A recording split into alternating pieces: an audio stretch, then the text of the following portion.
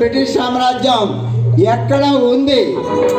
నెత్తిన గుడ్డల మూట పెట్టుకుని వర్తకం పేరిట దేశమంతా తిరిగినప్పుడు ఎక్కడ ఉంది నీ బ్రిటిష్ సామ్రాజ్యం?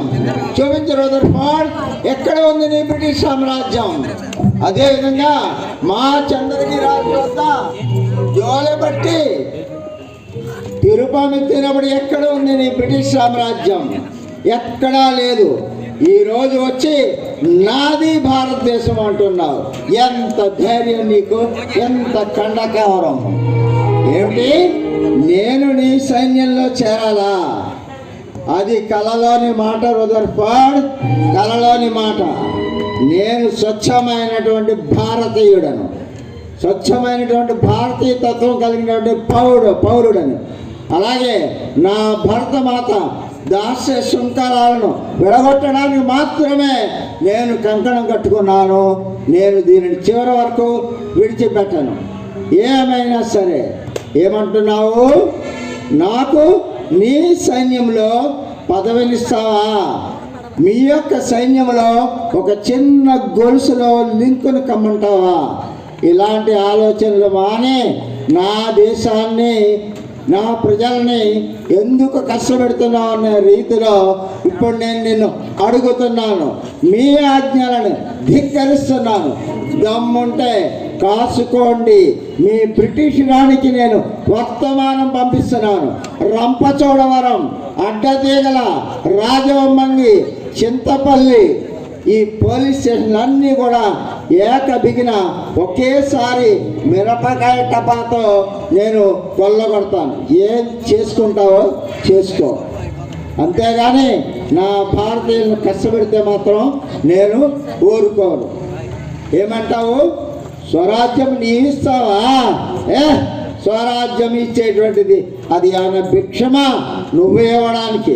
స్వరాజ్యం అనేటువంటిది రక్తము ధారపోసి సాధించుకునేటువంటి ఒక వరం. ఆ వరం మా భారతీయులకు చాలా ఎక్కువగానే ఉన్నది. కాబట్టి వ్యర్థ ప్రయత్నాలు మాని సంధి షరతులు చెప్పు. ఏమంటున్నావు? సుంకం కట్టాలా? మేము మా ప్రాంతంలో, మా అడవిలో మా సంపదను మేము కొట్టుకుంటుంటే మేము మీకు కప్పము కట్టాలా? నీకు ఎంత ధైర్యం ఉంటే మమ్మల్ని సుంకం అడుగుతున్నావు రదర్ఫోర్డ్? ఆపు. నీ యొక్క వ్యర్థ ప్రలాపనలన్నీ కూడా ఆపుతూ ఉంటే ఎట్టి పరిస్థితుల్లోనూ మేము సుంకము కట్టేటువంటి ప్రసక్తే లేదు. నువ్వు ఆహారం ఇవ్వకపోయినా పర్వాలేదు, నీరు ఇవ్వకపోయినా పర్వాలేదు, ఏమీ లేకపోయినా మా భారతదేశాన్ని ఏ రకంగా రక్షించుకోవాలో మాకు తెలుసు.